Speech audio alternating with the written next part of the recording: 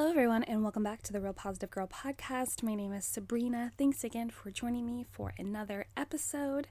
I hope that your day is going really well. If your day is just starting, like if you're just waking up, beginning your day, I hope that it's going to be amazing. I just believe that it's going to work out the best it can and it's going to be so productive and so, inspiring and fun and just calm and cool and chill. I believe that I'm not saying that you have to have like such super high expectations for your day, but you should go into it feeling positive for sure. But if you're in the middle of your day or towards the end of your day, I hope that your day was great and continues to be until you go to sleep. And if your day was pretty crappy, if it was lame, if it just sucked all in general, like I totally get it. We've all had bad days. And I know sometimes days right now can be harder than most other days that we've had.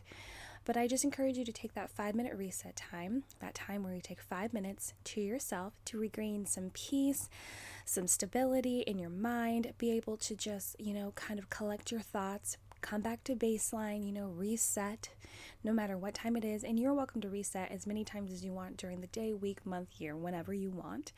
But I encourage you to take some time to be on your own, to just be able to unwind for a moment, 5 minutes at least to yourself. And also it'll give you a chance to, come up with some problem-solving solutions for whatever is bothering you. Also, to be able to just, if you are feeling so negative and so not wanting to continue your day, tell yourself, you can talk about it out loud. Sometimes I talk to myself out loud, but you can just tell yourself, remind yourself of at least 4 things that you're grateful for, and they don't have to be huge things like you're grateful for breath in your lungs and food on the table. Those things are definitely super important, but you can be grateful for the car you have or the job that you have, your children, the ability to be able to walk your dog, be able to plant in your garden, the ability to have extra money to spend on Amazon unnecessary purchases. You have the luxury of having this extra downtime without it really affecting you financially. You have your family, your friends, there is an unlimited list of things that you can be grateful for. So if you find yourself wanting to just throw the whole day away and be super negative, I encourage you to take the time to think of things that you're grateful for. It'll definitely humble you, and you should be able to at least walk away from that time feeling at least neutral. You don't have to be the most positive, happy person in the world, but you'll at least feel neutral and be able to get through the rest of your day and look forward to the next one. But again, did I say happy Thursday? I don't think I did. Happy Thursday to you all. Just a reminder that this week we are talking about no more negativity. And today, Thursday, we're going to talk about stop complaining. And I think it fits perfectly into the topic of no more negativity. So let's go ahead and just jump right in. I don't think I really need to tell you that complaining brings negativity into your life. It's a pretty easy concept to understand, and it's a negative action in itself. Just complaining doesn't even sound like a positive word. So, I think everyone is quite aware that complaining is negative, and there's no way to swing it, really, not any sort of believable way to swing it into something that's positive, that's necessary. And let me just say from the bat, complaining is different from venting, because venting you actually ask permission, and it's a whole different format than complaining. When complaining, you're not necessarily like, hey, can I complain to you? Just start complaining, and sometimes you don't even realize it, but we'll get into that. I want you to know that complaining is an ego boost for yourself, and maybe you've never actually thought about it this way, but it really is. And, the main reasons people complain is to feel righted in whatever the situation is, however wrong it went. Feel powerful when you initially felt weak, because usually when things come against you or in anything that causes you to complain is something that you feel weak in initially, or angry or upset, and you feel superior over whatever wronged you. But just know that these feelings are an illusion. Complaining is not going to make you superior at all whatsoever. Complaining is an ego boost because you're telling yourself that this shouldn't have happened to you. You're such a good person. Here's all the reasons why this should never happen to you again, or why whomever did this to you or whatever it was is so terrible. And, it just makes you feel better about yourself.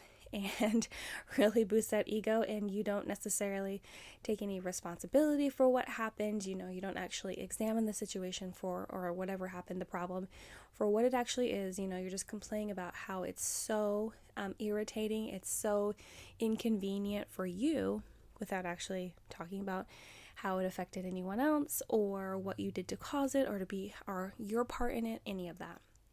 Also, no one enjoys listening to others complain. So consider that next time you go on a complaining rant. And if you want to rant, because I love a good rant, I love a good rant, but make sure it has structure and purpose, not open-ended negativity. If you want to go on a rant, which was probably my most recent YouTube video when I was ranting about how it's okay for people not to like you, the rant included, things that are kind of irritating, but also solutions for how to get over it, and it ended positively. It wasn't just like total negativeness the whole way through. So no one likes to hear anyone complain, and generally it's just the person complaining that enjoys listening to the complaints.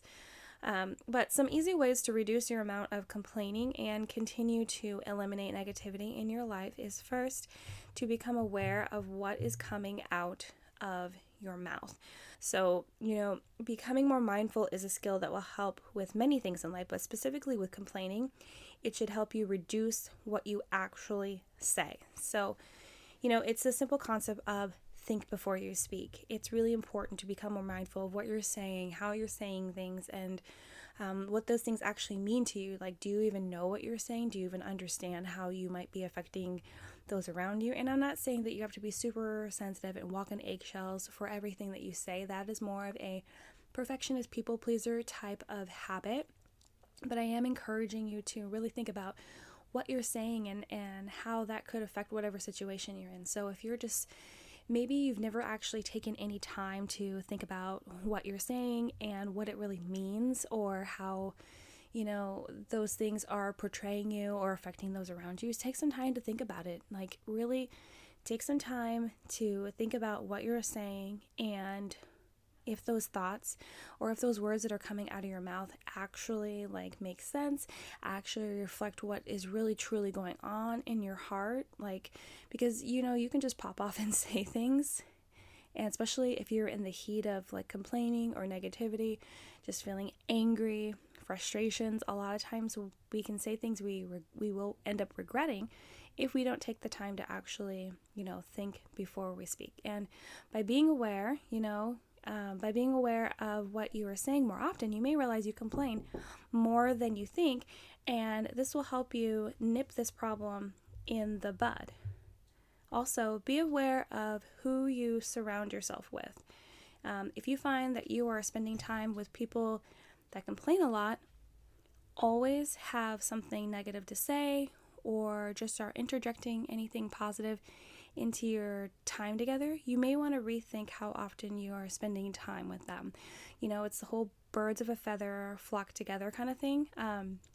Sometimes you can be a lot of times you can be easily influenced by the crowd that you hang out with and the people that you're with. So you don't want to make sure that you're not necessarily picking up on their bad habits, and it's just like when people start talking about something, it's like complaining is like any other conversation where people just want to jump in and join it. Don't feed into other people's complaining. Complaining shouldn't be an event. Complaining shouldn't be something that everyone is joining in on as if it's like a party, as if it's like this awesome thing. It's just as bad. It's just as bad. I don't think it's worse, but it's as bad as getting together and gossiping and talking about people behind their backs. So please be aware. And if you find yourself really wanting to get that complaint out, start by reflecting back on what went wrong before you talk negatively about it.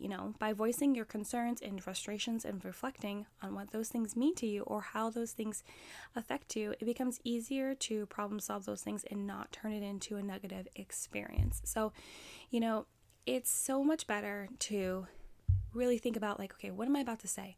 You're gonna combine being mindful with reflecting on what you're about to say, and is this truly something that's worth complaining about? What are you actually going to get out of this?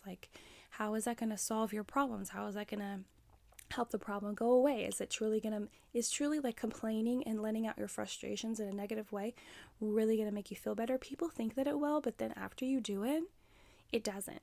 And, and like I said before, you might not realize that you're complaining so much. So it might just be this like endless vicious cycle that you're going through, that you don't even understand that you're complaining so much. And that's what's drawing even more negativity into your life. So it's just something to consider.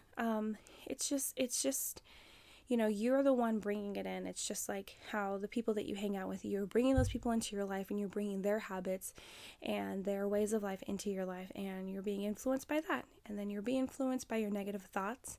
So if you're able to have a strong mindset and like push back on that and be like, no, I'm not going to just like let it all spew out. I'm going to think about it. I'm going to reflect on it.